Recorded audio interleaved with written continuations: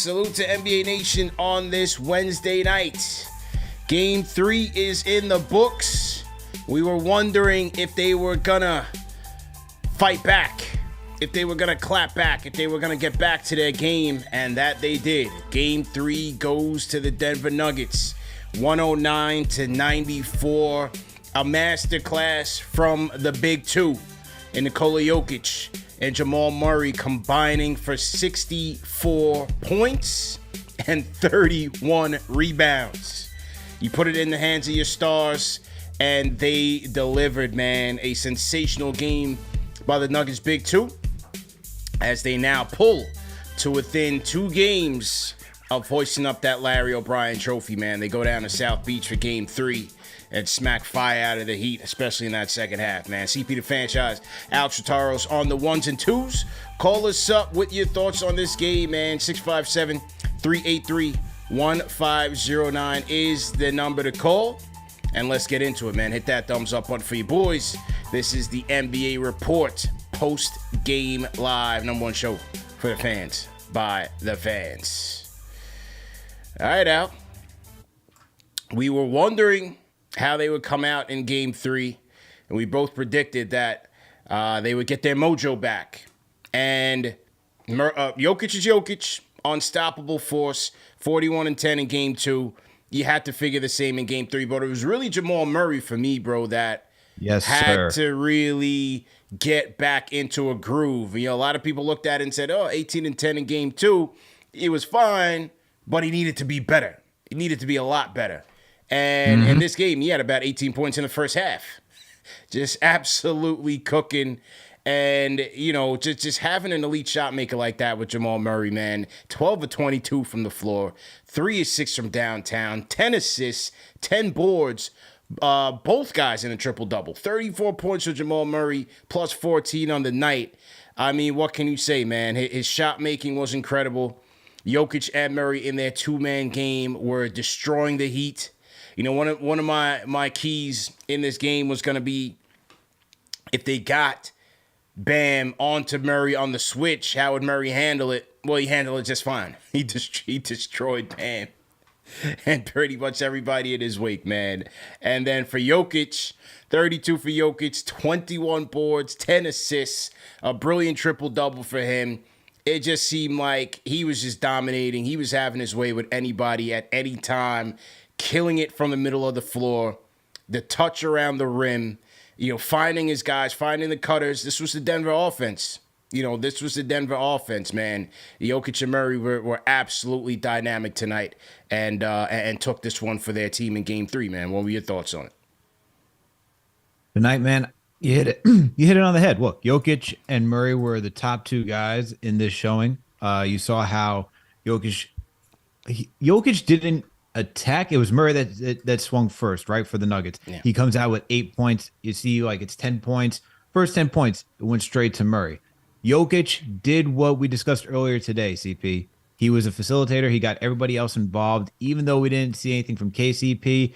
MPJ really from this game. Yeah. It was really the bench. Once those guys left and the bench came in, especially Christian Brown, like, he was just going off, man. The bench unit did a good job the first half. Christian Brown stole the show in the second half. But look, you needed a big performance from Jamal Murray. He did that. Triple-double, man, from your big 2. That's crazy. But I thought it was a good performance from them. Honestly, what was really the change for me for this entire game was the third quarter. The Miami Heat didn't really have an offense. Yeah. They went quiet, man. They didn't really play with a purpose. They didn't really have an idea of what they wanted to do, how they wanted to get their shots. And you had, because of that, plus Denver playing good defense, plus Denver getting into rhythm offensively, what we were so used to them doing, which is everyone's cutting, a lot of off-ball movement, a lot of motions within that action.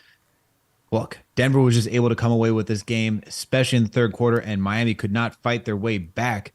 Question is, can Miami figure out what to do for game 4 and get their offense going? And really, when I look at this game, I look at Jimmy Butler, man, because when you hear the moniker playoff Jimmy, right? I'm expecting a guy to just go ballistic and do everything possible to keep their team within this game. Yeah, he had 28 points, to me, and he went 11 for 24, but it was a quiet 28, man. Like, if you're going to have that moniker, I'm expecting you in the third quarter when your team is looking for life, for energy. You just got to go supernova, like we saw what he did against the Milwaukee Bucks. Yeah. And for that, I look at him.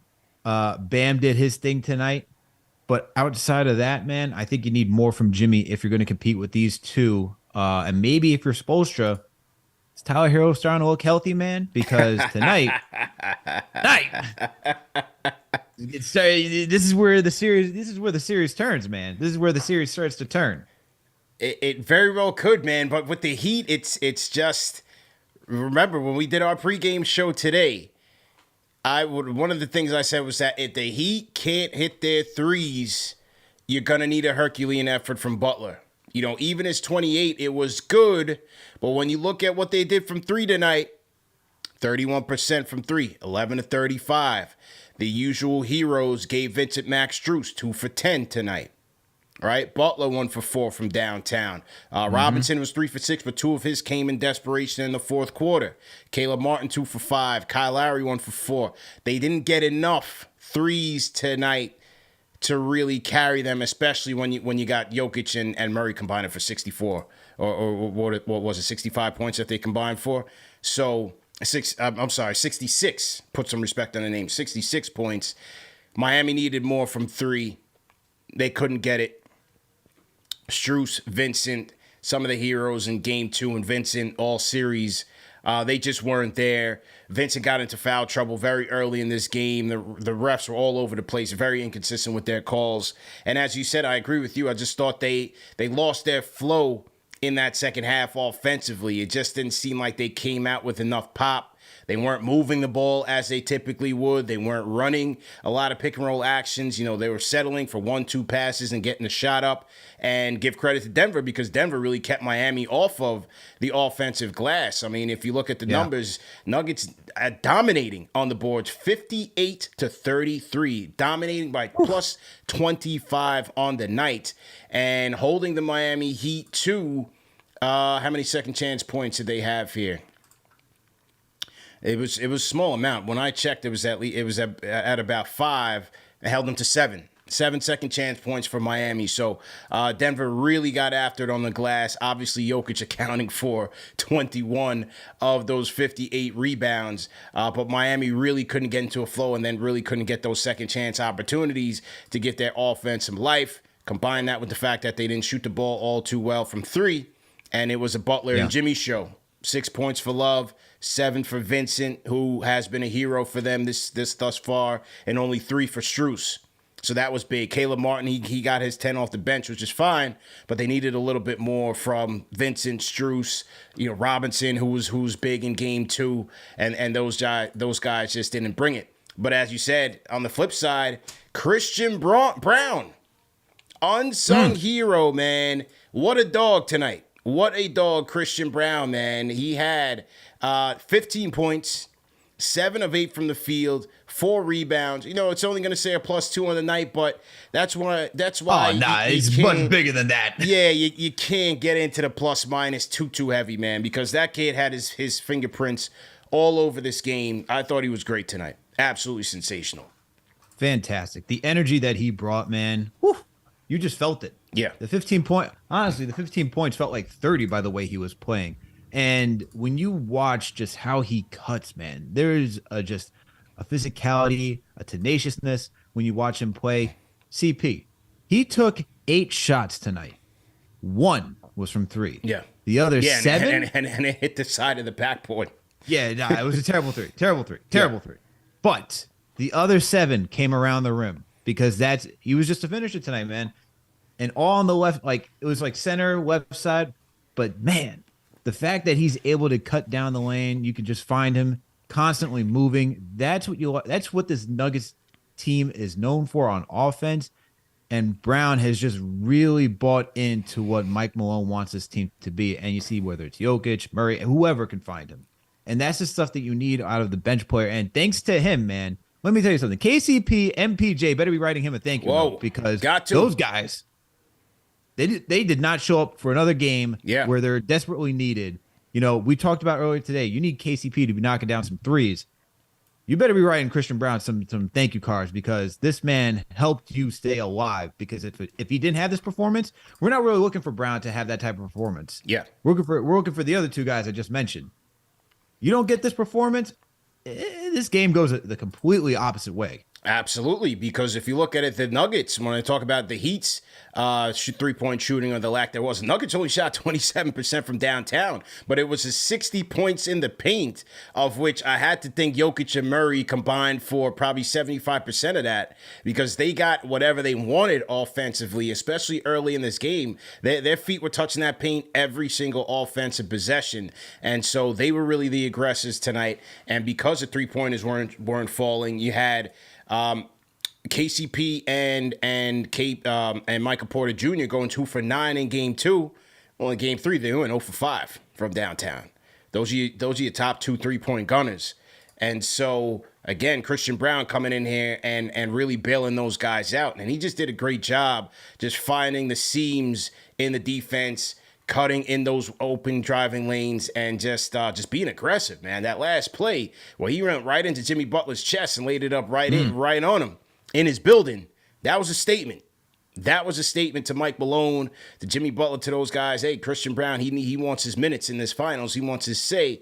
22 years old, was very, very impressive and poised in a big spot where I thought, Porter Jr., he was kind of flailing all over the place, even though in the third quarter I thought he kind of settled down. He got after it on the boards a little bit, and then he loses a jump ball to Gabe Vincent. And I'm like, bro, we don't need that. Like, come on. They didn't even show it, man. They didn't even show it on TV. They didn't even show it. And Gabe Vincent wins the jump ball. I'm like, whoa. Yeah. You didn't show that one? Yikes. Yeah. Better yet, got to thank the crew for not showing that one for MPJ. But, hey, is what it is, man. You talk about 2 for 11 between Michael Porter Jr. and Kentavious Caldwell-Pope. That is nasty, man, considering how they were playing so well on the last series. Yeah. And then Brown, man, you talked about, look, Mike Malone went 7 last series against the Lakers. Brown wants to make sure that he is part of whatever the Nuggets are doing, and he's earning every minute so far. 19 minutes, 7 for 8 from the field. Made his sole free throw, 4 rebounds, 1 assist, 1 steal. Dude is just active. You got to like how he's playing the game with the 15 points. So, look, good game by the Nuggets. For Miami, I think what really changed for them is when Gabe Vincent got into foul trouble in the second quarter. Yeah. Because you had the back-to-back between Jamal Murray, because he's been impactful game 1 and game 2, right? You talk about having 23 points last game, 19 points, I believe, the game before that. And when you see in the second quarter, he gets the foul on Jamal Murray. Not great. Yeah. Gets that could have gone either Some way. Some of them were really light for the playoffs. Some of those calls were really light for the playoffs. Yeah.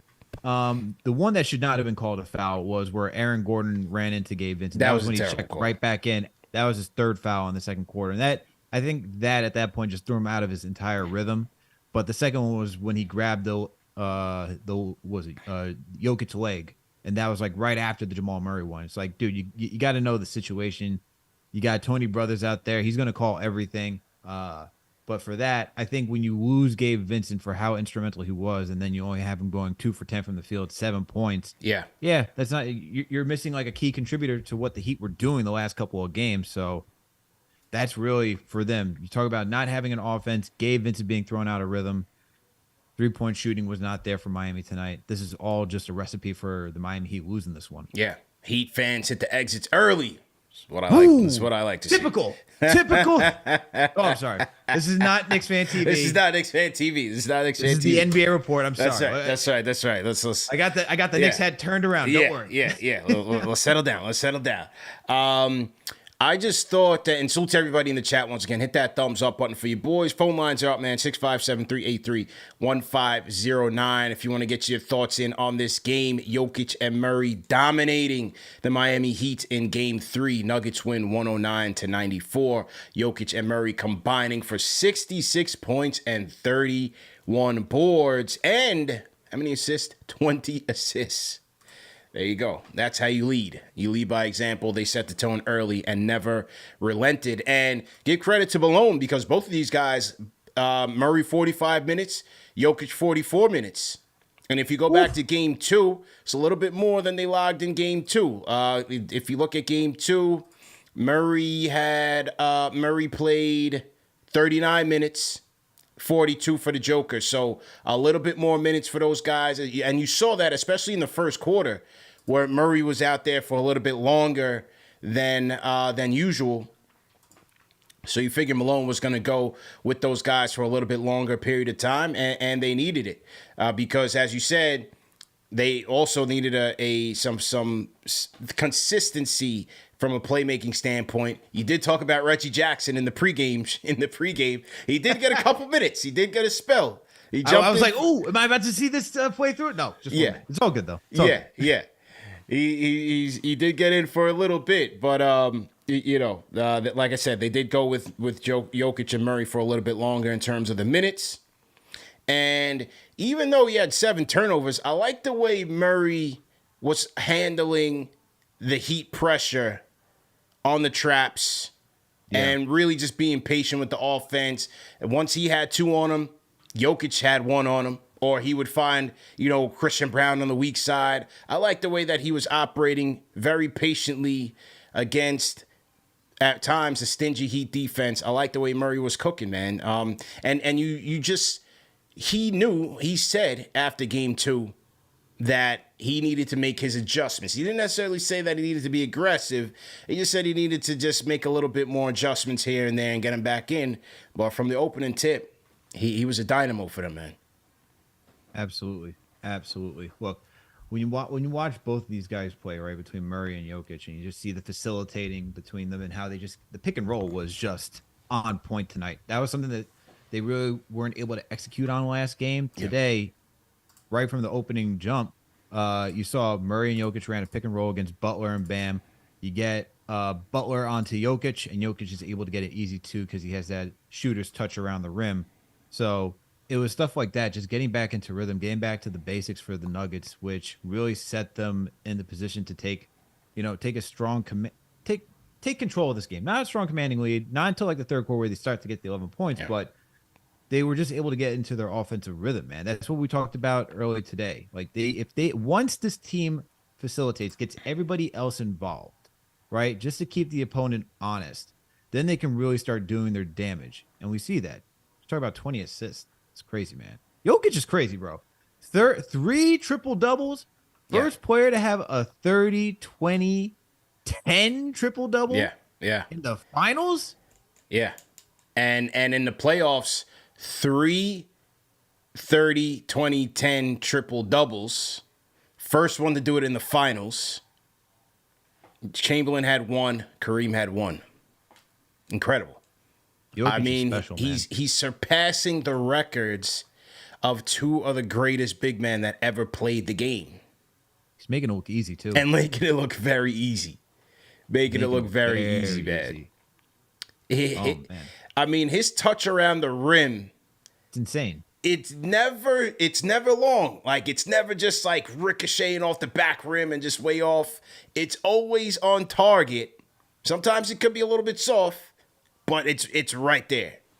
You know I don't what I'm know saying? how he does it, man. I really don't know how he does it because sometimes I'm like, his shot, like it looks a little wonky, like when he shoots. Yeah. But it's still just hangs on the rim and just somehow figures out a way to fall. And you can't teach a shooter's touch like that. He's just phenomenal the way that he plays, man. I mean, he didn't even have to shoot the 3-ball that much. He took 2 shots from downtown, hit 1, and all the damage that he did was like 15 feet in. He was really taking advantage of the mismatches. He was making Bam Adebayo work. This is what you want to see from your superstar, where it's like, I'm going to get to my spot where I want to, and you're not going to stop me. Because when you can do that, then you're making the defense bend to your will, and then it forces everyone else to have to figure out how do you adjust. And for Jokic, man, you're going to need this type of consistency, not the 41-point performance, but this type of consistency where it's like the facilitating and the scoring, but you also need Murray to show up like he did tonight. Yeah. So absolutely. It's crazy. You just need more from KCP and Michael Porter because you can't just trust Christian Brown to be playing like this. Even like Bruce Brown, You need him to step up a little bit more for what he did. Like defensively, he was fine, but between him, Caldwell Pope, uh, Porter Jr., these guys got to make an impact on offense. Yeah. Otherwise, this will be a struggle. Yeah, no question about it. You said it, man. I also love the fact with Denver, they got back to dominating with their size as they did in game one. From the opening tip, whether it was on the mismatches, on the cross matches, getting their guys onto the smaller guys, taking advantage of Jokic on the smaller matchups, whether it was Vincent on him, sometimes it might be Lowry on him, or Aaron Gordon, or what they were doing in transition, getting down in transition and sealing on the smaller players because they had the mismatch down there. You saw Jokic, you saw Gordon doing that a lot in this game. I thought they did a great job of doing that. Just very, very easy, fundamental basketball. You have the size over this guy, dump it down to your guy, and get an easy bucket. I thought they did that very, very easy. That led to their 60 points in the paint. And that's something that we saw in game one was them really, really utilizing their size to dominate the Heat in this game. And they got back to that in game one and did the same thing here in game two, man. Absolutely. When I look at this team, man, like there's a moment that I was a little concerned for Denver actually when they triple teamed Jimmy Butler. And then you had that, I don't know if you saw, like it was Jimmy went to the left side. He was attacking from the left wing, drives in a little bit, gets around 15 feet. You see the triple team. Then he kicks it out to Caleb Martin. Caleb Martin does a pump fake, one dribble in, finds Max Strus, who drains the three on the right wing. Stuff like that for Denver. They gotta be careful, man, because they cannot overcommit to somebody like Jimmy Butler. I get that you don't want their superstar to get into a rhythm and really do the same thing that Jokic can do, which is just bend your defense and you gotta figure things out. And then you're throwing everything against the wall. But you also got to be on the lookout for the other role players for the Miami Heat, because even though tonight Gabe Vincent didn't show up, these are guys who've been known to show up throughout this entire playoff run for this Miami Heat team. So I don't see the need to triple Jimmy at this point. I understand doubling, but triple teaming, I don't even really think you need to double that much. Yeah. But I think everyone needs to just stay home because you can't give Strus, Martin, any room for daylight because they're going to be able to drill those threes. Yeah, no question about it, man. And for Miami, I'm sure we will hear the hero question come about tomorrow on the morning after the water cooler talk. Should they bring him back? Should they not? Game 4 Friday. What are you thinking, man? Ooh, it's tough, man, because that play that I told you, Miami took the lead. You know what I mean? They took the lead at that point. And then it was after that Denver goes on an 8-0 I think it was an 8-0 run. They respond.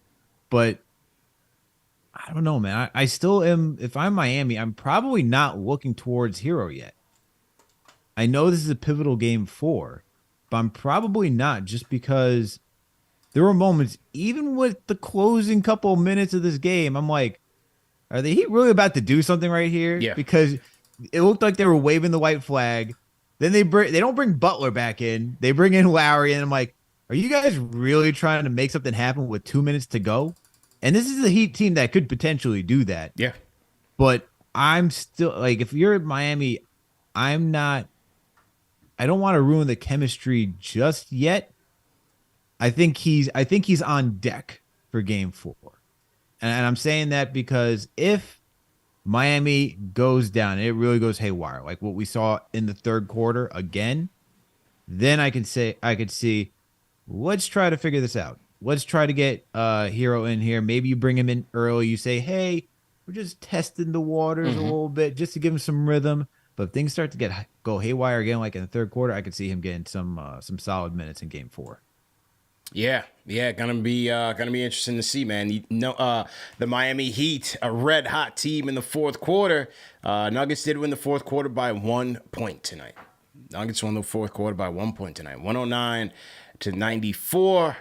Nuggets take game 3 and come within 2 2 games hosting up the Larry O'Brien Trophy, man. And Mike Malone called out his team after game 2, and they responded. Well, responded by their 2 leading guys, putting it on the line. He still, as we said, KCP still got to show up. Michael Porter Jr. has been in the witness protection program since game 1. But Christian Brown did show up. Jeff Green, you can't expect too much from Jeff Green these days. No. But yeah, their 2 guys were able to carry the load, man. Absolutely. Look, I'm curious to see what Spo does for Miami in game 4. The adjustment to the adjustment's coming. I'm curious to see what he does to get his team back in there. And I wonder if he tells Jimmy, hey, I need you to be a little bit more aggressive now, because we got something here on the line. And if you go down 3-1 in your own building, then you got to go back to Denver. Yeah, that's right. steep. Yeah. That's steep. Yeah. No, they've got to come out the desperate team. They've got to, again, switch the tone up, come out as a desperate team on Friday. And they got to knock down their threes, man. Not to make it as simple as it sounds, but in game 2, they shot damn near 50% from 3, 48.6% from 3. And for them, that is going to be very key, especially when they don't have the star power as the Denver Nuggets do. Yes, Butler and Bam are great players in their own right, all-stars in their own right. Jokic and Murray are playing at a different level right now. Miami's going to have to counter that by making their threes. And tonight it just wasn't there. As we said, I thought, losing Vincent to the foul trouble, that threw him off his game. Strus did start the game off very well. I thought Strus did a good job both as a facilitator and knocking down shots. But, third quarter, they just didn't have much of a flow in their offense. And things got out of hand quite quickly. Denver was able to extend the lead, and before you know it, the fans were headed for the exits. They were headed to the beach, going to South Beach to go get some margaritas or something. I don't know. They're going to Wet Willie's or something, or Cleveland or whatever. And that was it, man. That was all she wrote. But Strus did have 5 dimes, 3 points. He got his 1-3 in the first quarter. But that was it, man. Only 1 for 4, only 1 for 7 from the field, 1 for 4 from downtown. Gabe Vincent 1 for 6 from downtown. It's not going to get it done, man. They are going to have to knock down some shots, man. What's crazy is that you say that they got to knock down shots from 3, but they still beat the Denver Nuggets from shooting from distance tonight. They shot 31.4%, 27.8 for Denver. Everyone was just able to feast in the paint tonight. Yeah. That's the difference. That's the difference. Yeah, and it shows you, man, for a team where we talk about shooting and being able to knock down threes. Now, don't get it twisted. Like, the guys who you look to knock down their shots. Jamal Murray went 3 for 6 from downtown. That's who you're looking for, who got you 34 points tonight. Yeah. But you need a good team effort. When you talk about needing a good team effort from shooting from 3, this just shows you that, yeah, it's different that they got Jokic, but you can still figure out a way to win if you're not hitting from downtown. And that's what the Nuggets were able to show tonight. Dominant performance, man. Let's go to the phones, man. Call us up, 657-383-1509. Just kicking us off, area code 917. What's your name? Where you calling in from? Yo, it's JJ from Brooklyn. What's good, my guys? JJ from Brooklyn. Doing, how you feeling, man? Salute, man. What up? Feeling good, man. Anytime the Heat lose, it's a good thing. Yeah. But two 30-point triple doubles, that's insane, man. Yeah. That's just crazy. You could just see how much better they are when Jokic is scoring, but he's dropping dimes. That's why I don't get why Spoelstra kind of got upset at that, because that's just the fact. They're better when Jokic is, getting 5 assists. But what I was really calling, I wanted to give a lot of credit to the Nuggets unsung hero all year. What Aaron Gordon does for that team, he's just the heart of that team defensively, man. Like, he shut down KD versus Phoenix. You could put that guy on pretty much 1 through 5. Yeah. He's just an incredible defender, man, because their stars aren't like elite defenders, not even close. What he does for that team is just, it's really unsung, and he's just the glue of that team defensively. I know he doesn't put up huge stat lines, But if you take Aaron Gordon off that team, they're not going to be the same team, man. But, yeah, that's all I really got, man. Keep up the great work, guys. Appreciate it, man. Appreciate the call, man.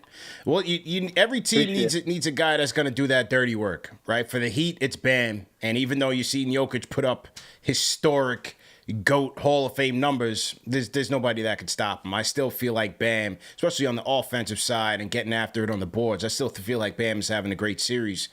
But everybody needs that guy to do the dirty work. And for the Nuggets, it's obviously been Aaron Gordon. Right, first round, he had to check Karl Anthony Towns. Then he had to check KD. Then he had to check LeBron. This time he's checking Jimmy Butler. And sometimes people forget this guy was the top 10 pick in the draft, number one option for the Orlando Magic. So he knows what to do. He might not have played in a lot of big time games. This is his second year of playoff action, but he's a savvy, he's a capable player. He's a strong player, has size, is versatile, has the athleticism, is a great cutter. Him and Jokic have improved their chemistry since he's gotten there.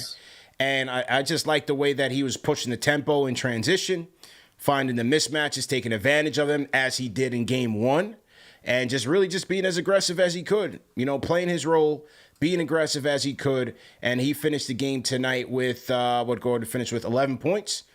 Plus 16, a team high plus 16, 5 of 10 from the field, 10 boards, 5 assists, 1 steal. Getting it done across the stat sheet tonight. Yeah, excellent game from Aaron Gordon. I'm glad that JJ brought him up because, look, you're talking about the 4th overall pick in the 2014 draft, CP. And to see, and this is where you talk about players going on different career arcs, seeing like how they could be utilized throughout the NBA. And just because you're a 1st overall pick and selected so highly, that doesn't necessarily mean you have to be the guy, right? And that doesn't necessarily mean you will be the guy. Look, Lonzo Ball is a guy who was taken number 2 overall, and I know he's gone through a lot of injuries. We don't even know what his future will be in this league, but you see how important he is as a role player for the Chicago Bulls and how that offense he just makes that offense go, right? We had Corey Teleba, Bulls fan, on Knicks Fan TV, breaking down some of the prospects. And he said, hey, without Lonzo, he's the key. He's the engine that really makes everything flow because he's just that connector. And for Aaron Gordon at this point, even though he's not necessarily a connector, even though he got the 5 assists tonight, he's still somebody who just can play a solid overall floor game. And you talk about the defensive versatility, a guy who's 6'8", 235. You talk about how he's guarding Jimmy. He's guarding KD. He can guard anybody. Yeah. Right? And to have somebody like that as a switch army knife, this is the stuff that you saw from Draymond on the Golden State Warriors. Yeah, true story. And this is where you look at the 4. And for me, when I look at the power forward position, you just need a guy who's just well versed, man, who can do a lot of different things. He has to be that gritty guy that, hey, I need you to guard someone on the perimeter. Got you. I need you to be a big man in the paint. Play small ball. Got you. And that's what Aaron Gordon could do. Yeah. When you take Jokic off and you have Aaron Gordon out there, he can guard Bam. So that Aaron Gordon, man, definitely an unsung hero, definitely a great trade acquisition for the Denver Nuggets. And you're seeing how big he's been throughout this entire playoff run for this team. Absolutely, man. Absolutely right. And as you said, a glue guy, a guy who, when you look at roster construction and building a team, complementary pieces, you can get it done on the inside. He's capable of spacing the floor. You saw some great passes tonight. How many assists did I say you had tonight? 5? 5 assists tonight, including one of those nice ones on a Christian Brown cut. Making smart plays, not trying to overdo it. Settled into his role, and had a nice game tonight to help his squad secure the victory. Back to the phones we go, man. Area code 585. What's your name? Where you calling in from? It's Nate from Rochester. What's up, y'all? How y'all doing? Nate, what's good, my guy? How you feeling, bro? Hey, I'm feeling all right, man. I hope y'all are breathing all right. I was about to say, man. Are you chiefing heavy up there? What's going on up there, man?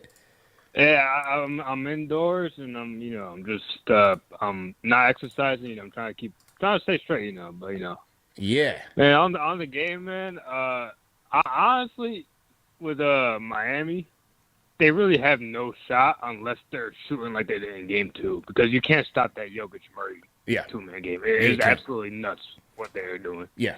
And you try to look at even looking at game 2, they said, "Oh yeah, we stopped Jokic from getting assists." It's like, yeah, but it was still a 3-point game, and it took a 50-50-90 shooting game from Miami just to only win by 3.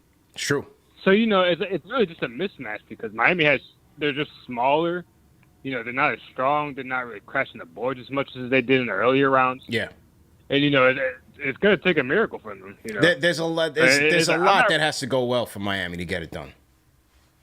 Yeah, I'm not ruling it out, but if you ask me to bet money, I don't see it happening. But yeah, that's all I really got, man.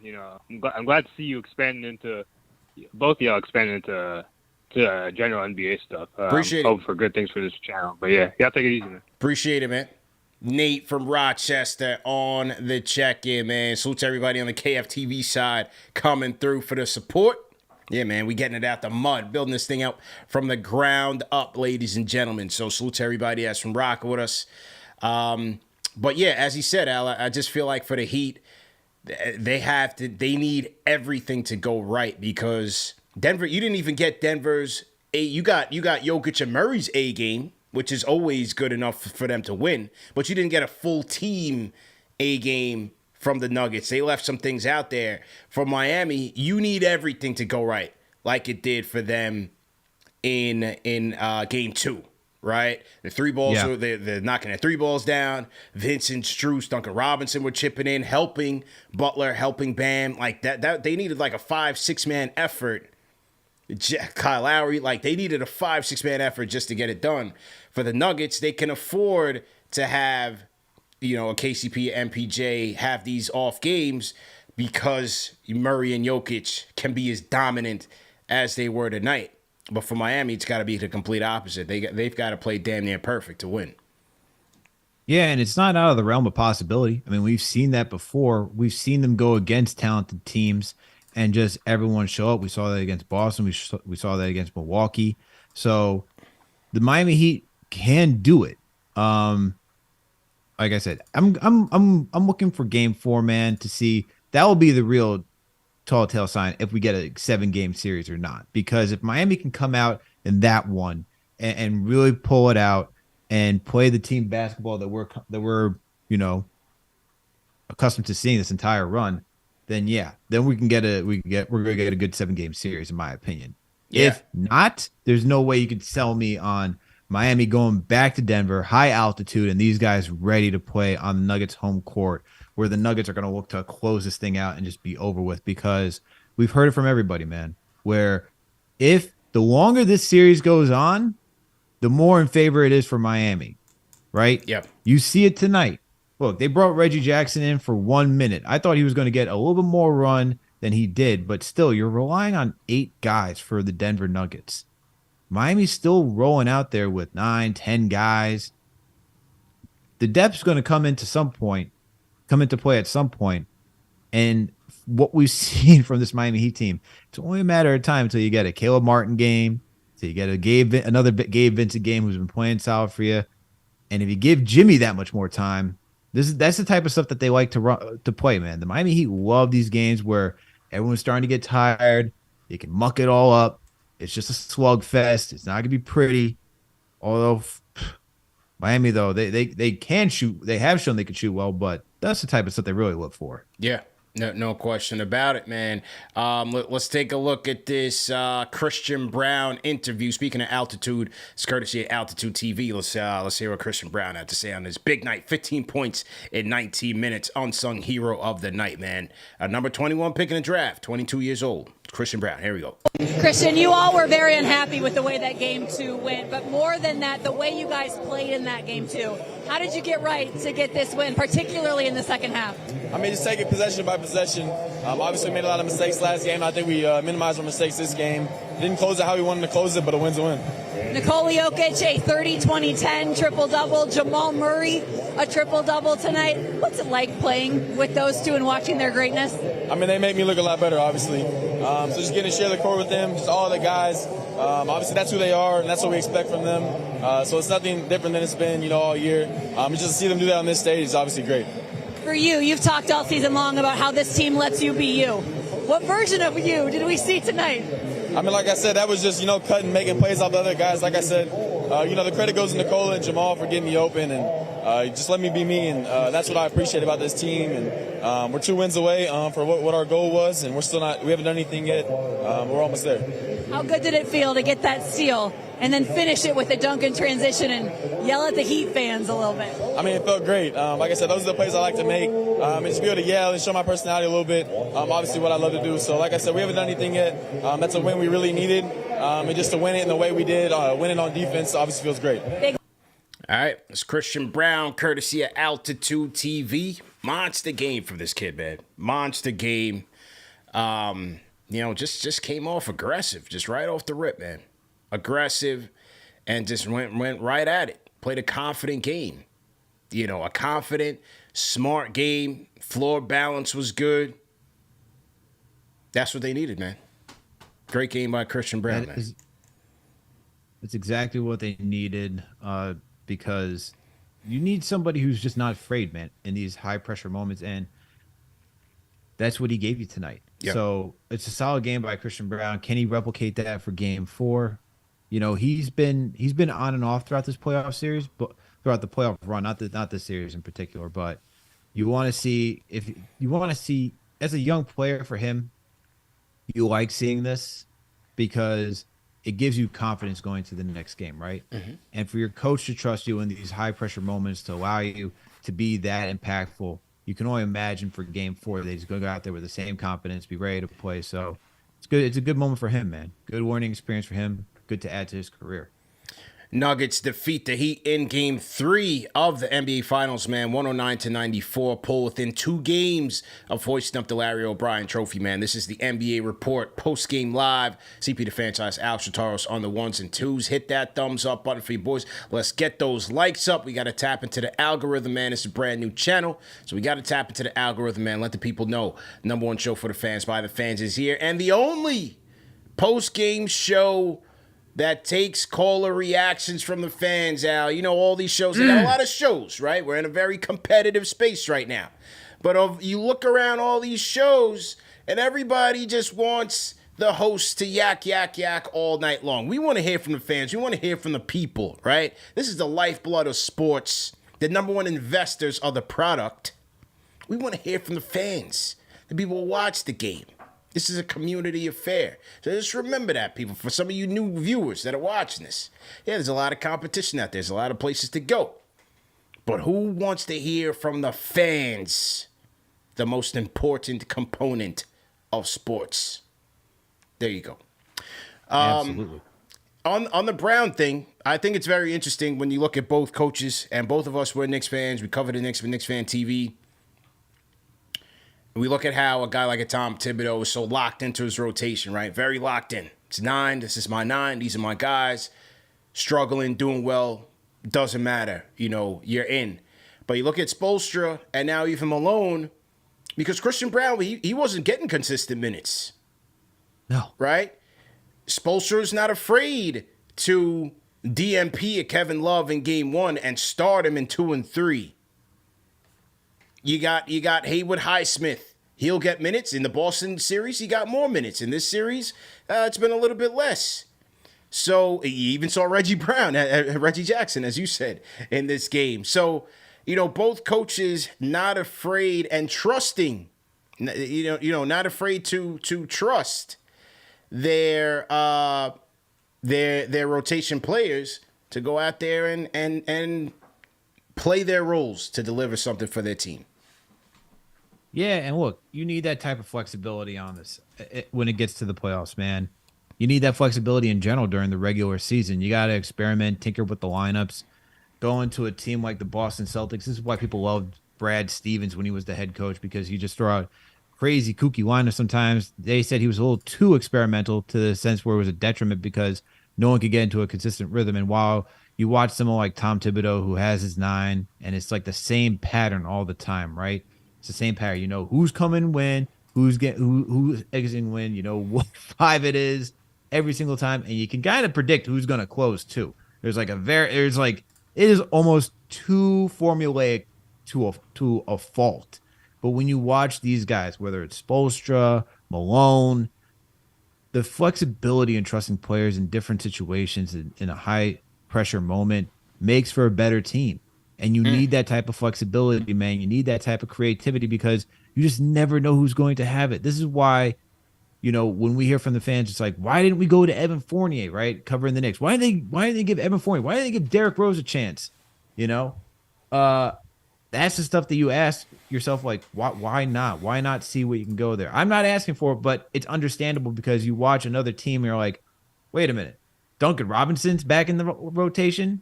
He wasn't even playing. Yeah. So you for coaching, it's important to have that flexibility just in life, right? You need to have that flexibility in life. And these coaches are just showing you why you got to be flexible when it comes to the playoffs.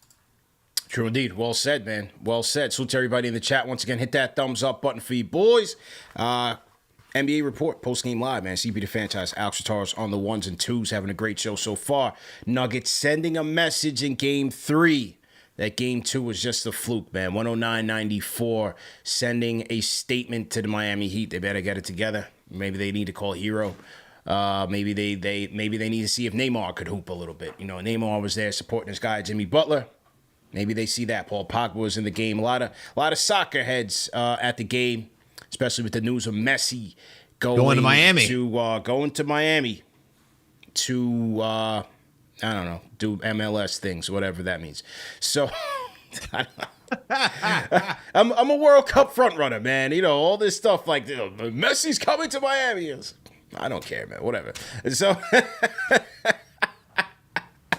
The most boring game in the history of civilization. I like the World Cup, though. I do like the World Cup. Oh, my goodness gracious. Yeah, I do like the World Cup, man. But I hope we're not losing people right now talking about soccer. Yeah, I'm sorry, man. You're not going to catch me watching no MLS game. I'd rather watch a baseball game. You're not a hooligan, CP. I'd rather watch like the St. Louis Cardinals versus the Miami Marlins baseball game or something like that. You know what I mean? Oh, my goodness.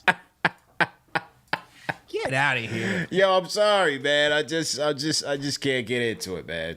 World Cup is fire. Cardinals I like against the Miami Marlins. I've never watched a single MLS game in my life. NYCFC, none of that stuff. I'm good, man. To each his own. People are into it. They're getting a big following, and I hope he comes here and continues to grow the game. Beckham came to L.A. He was with the Galaxy. They had Ibrahimovic was with the Galaxy, so that's good, man. I'm not even going to act like I'm a big MLS guy. Yeah. It's just funny that you would say the St. Louis Cardinals. I don't know. I'm just saying. And the bar. Yeah, no, that's even worse. I would flip on a soccer game before I. You're right. You're right. I probably would. Anyway, man, Jokic and Murray, the first duo with 30-point triple doubles, man. Jokic 32, 21 and 10. Murray 34, 10 and 10. They're becoming a dynamic duo, man. I mean, who's a better duo in the league right now than Jokic and Murray, man? I mean, KD and Booker didn't have enough time. Steph and Clay are coming to an end. Yep. Steph can still handle his own, but Clay's not the same. Yeah, he's not the same. Who's the number one duo in the league? Kyrie and Luka never were. I mean, that's not going to work. I don't think they're going to. Boston's trying to prop up the Tatum and Brown duo. Yeah, but not. I mean, these guys have complete games, right? Yeah, Tatum and Brown are scores. Much different. Much different. I agree. Much different. Man, this might be. It's actually really nice to see the NBA with duos now more than like the big three. I think that's cool just for parity reasons, but.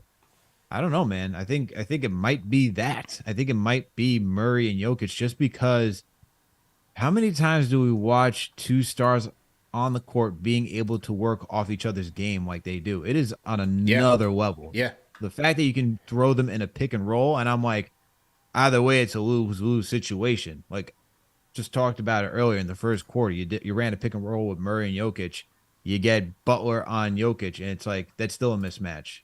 I honestly would have thought against Murray and Bam, that's a mismatch. Yeah. I think either way, the shot creation by Jamal Murray, he doesn't need a screen to create his own shot.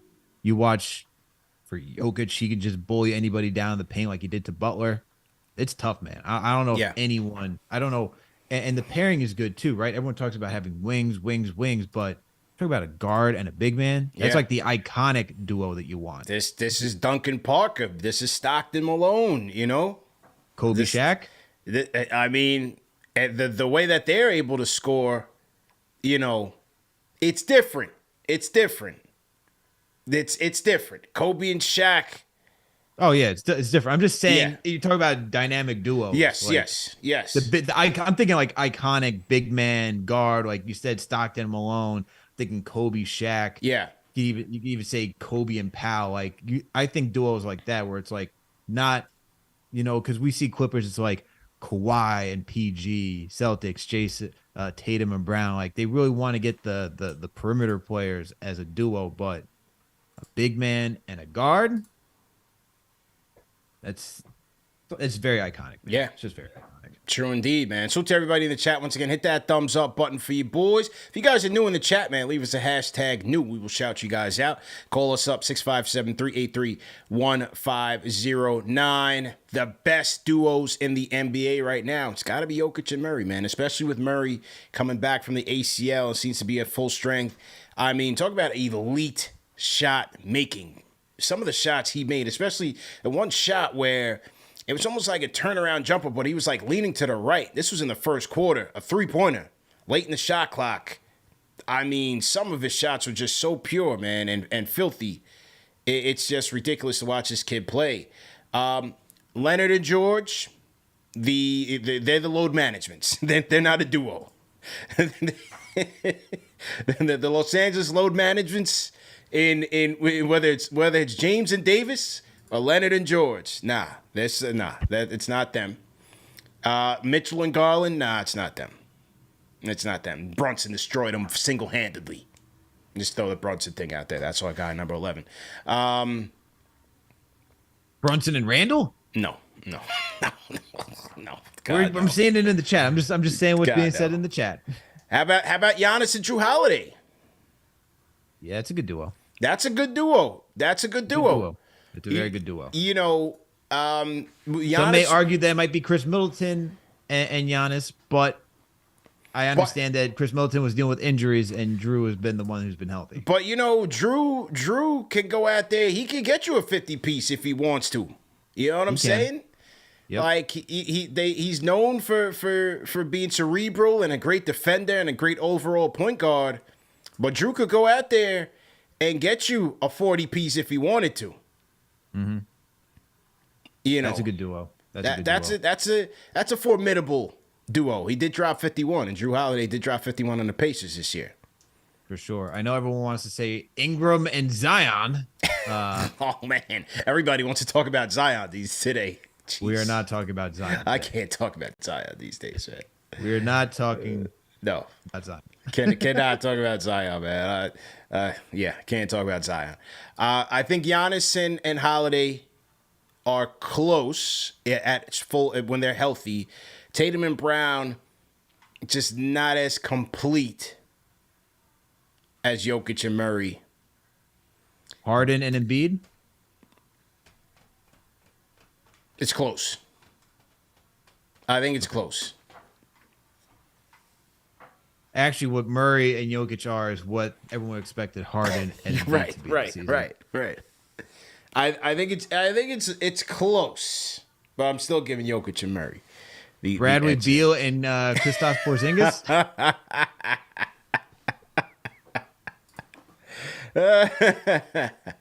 But I am curious to see what a full season of KD and Booker will look like. Obviously, it'll be buckets, raining buckets. But I'd like to see what they look like together. Can KD string together a full season, 82 games or close to it? Mm-hmm. We'll see what happens there. I think we settled it. I think it's Giannis and Drew. Even though, because like you said, when you throw Middleton in the picture, it takes the offensive load off of Drew Holiday's shoulders. He doesn't have to necessarily be a scorer, whereas Murray has to be a scorer for Denver to win. Drew Holiday doesn't have to necessarily be a scorer for the Bucks to win if you have a healthy Middleton, if you have Giannis, their supporting cast, right? You don't need that much scoring punch from Drew Holiday necessarily, but you do need that for Jamal Murray. I like what Abraham in the chat said. Fox and Sabonis. That's someone we actually got to put some. That's a good one. Okay, that's you got to put. Yeah. One. Okay, we got to put some respect. That one on needs name. respect. That one deserves respect. I like that. Salute to Abraham in the chat. That one definitely deserves some respect. Yeah, man. There's some duos out there, but I don't. It's interesting, like the level of duos. Yeah, like I think it actually might be Murray and Jokic at the top at this point. I think when it's all said and done, and they are hoisting the trophy up, they will be those guys, man. They will absolutely be those guys because there was literally nothing that the Heat could do tonight to slow these guys down. They were that determined to go out there and kill, and that they did. Did we talk about Bam and Jimmy as a duo? Because that's a solid. They deserve respect. They deserve respect. Yeah. They definitely deserve respect. I like Bam's approach in these playoffs. He's always been knocked for his consistency and the inconsistent aggression in which he puts forth in these series, in these games. I think he's been great. From the opening tip, he did his best to try to go at Joker. He missed a couple bunnies at the rim, but he was in attack mode. He was always trying to get there. His mid-range has been really good. He's been really good knocking down the mid-range, shooting over guys. I like his shooting. I like his shooting form. So I just like his whole approach to this playoff. He's really playing well, especially on the offensive side. He's gifted passer, very skilled passer. Butler, obviously he's on the other side of his prime, but still playing at a high level, very high level. So, yeah, they deserve respect. I would put them top 5. I would still put them top 5. Okay. JJ from Brooklyn in the chat saying Morant and Bane, or should we change it to Ja Wick and Bane? Ja Wick and Bane. Nah. Need more saying Natty Solo. Nate from Rochester said Morant and the Blicky. That's an inseparable duo, whether it's real or a toy. Ja Morant and the Blicky. Never leave home without it, even though you don't need it.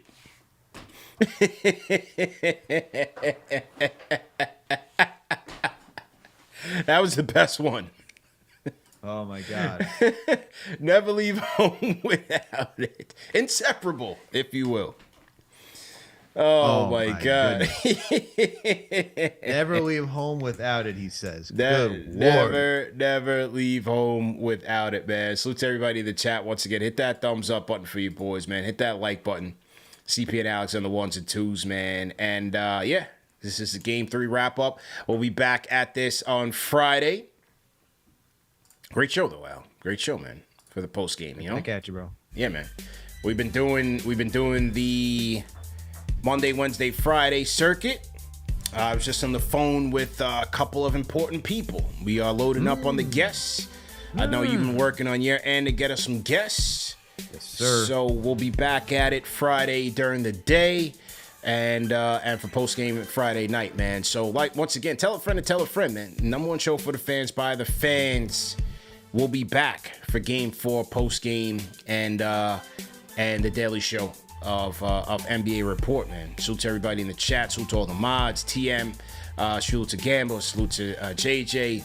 Junior Karoma in here. Never misses a show. Gotcha open says RIP Iron Sheik. Yeah, man. Another wrestling legend. It was funny. I was A&E's been doing these WWE biographies. So as I've been in the off season from Knicks Fan TV, I've been catching up on TV. Mm-hmm. And me and Lady KFTV have been watching Succession. I'm in the Succession now. I'm catching up on that. Only first season, okay. So no spoilers in the chat. But then I've been watching these WWE biographies, catching up on my childhood stuff. But yesterday, I ran across the Iron Sheik one, and I passed over it. I watched the one on Kane, which was a good one. Damn. And then we find out today, the legendary Iron Sheik passed away, man. The legend, the Cobra Clutch. Cobra Clutch, man. That was a filthy move, man. Yeah. R.I.P., man. Yeah. So before we get out of here, I know you went on the show. You had the breaking news for Chris Paul being waived after we just talked about him. Yeah. Crazy. Yeah. Absolutely crazy. What do you think he ends up? I think he goes back to Phoenix on a cheaper deal. They need him. And so your thing is just a wave just to get him on a lesser deal. I think so. I think it's just to get him on a cheaper deal. According to Woj, they want to bring him back on a cheaper deal. He's hoping to come back on a cheaper deal to stick with KD and Book. He should go back, but he's got to start coming off the bench. He's got to start going into Lowry mode. Ooh. Come off the bench and help the team that way. His durability's been questionable. And I think the Celtics would be a good pickup for him. I think they need a guy like that. Veteran leadership, playmaking, no nonsense. Get these guys together. Tell Jaylen Brown we don't need that. What type of shot is that? They need that to hold them accountable. That commands that respect. I think the Lakers. He could be the cheaper Kyrie alternative. Although they would still be the Los Angeles load management when you put him, LeBron, who's going to be coming off of foot surgery, and Anthony Davis. If same would go for him if he's hurt. Say it again. Same would go for him if he goes to the Clippers. That's right. The Los Angeles load managements. Either way, it's a risk. But I think Boston could really use him. I think Philly could use him with or without Harden off the bench. A lot of Knicks fans trying to figure out. I'm in a group chat on Twitter, and these Knicks fans talking about, we need CP3 off the bench. What? That ship has sailed, man. 5 times the charm. He ain't coming. Nah, and I saw the conversation of saying you put Quickly to the side. You don't do that, man. You don't promote Quickly just to demote Quickly. You allow him to continue to learn from his mistakes at that point. Yeah. Underrated team that he should probably think of? Timberwolves. But I know he wouldn't go there. I'm just saying. They absolutely need him. Yeah. I just wasn't thinking them because they're just losers. It won't happen, but I'm just saying that's the team that does. Yeah, because I'm just going off of what Chris Haynes' report was that he wants to play for a contender. Sure. So that's why I took the Timberwolves completely out of it. But hey, what about the Kings maybe off the bench? Ooh, that'd be good. But they need more of a center, man. Yeah. They need more of a center. They got their guard in Fox. I like Malik Monk off the bench. They need more like the bonus is good. It's good for the regular season, but you started to see when they played the Warriors, they don't have like a true 5 that has that rim protection versatility that they need. So I think they should go in that direction. But as you noted, Suns make sense for him. Probably the most sense. Just go back on a cheaper deal because they need to build, man. You just gave up everybody. You got to figure out how to sign. So you can't have all those contracts. Big facts on the books. Big facts, man. And we'll see what's up, man. A great show. Salute to everybody in the chat. Remember that these shows are available in audio podcast format, man. This show will be up in very, very soon, in a jiffy. It'll be right up there, man. So make sure you guys tap in on the audio podcast. And like, share, subscribe. Very important. Tap into the algorithm. Number 1 show by the fans, for the fans, by the fans. That's my brain working on three shows today, man. Triple header. This is what you got to do when you're getting out the mud. We working out here. All right. So I had a little, my brain did a little Harlem Shake. Just a little shimmy. I got to get some rest. Oh, Harlem Shake. Oh, my God. Just a little Harlem Shake. All right. So anyway, we out of here, man. Number 1 show for the fans, by the fans. Like, share, subscribe. We out of here. Great show, Al. Peace. NBA Report. We out.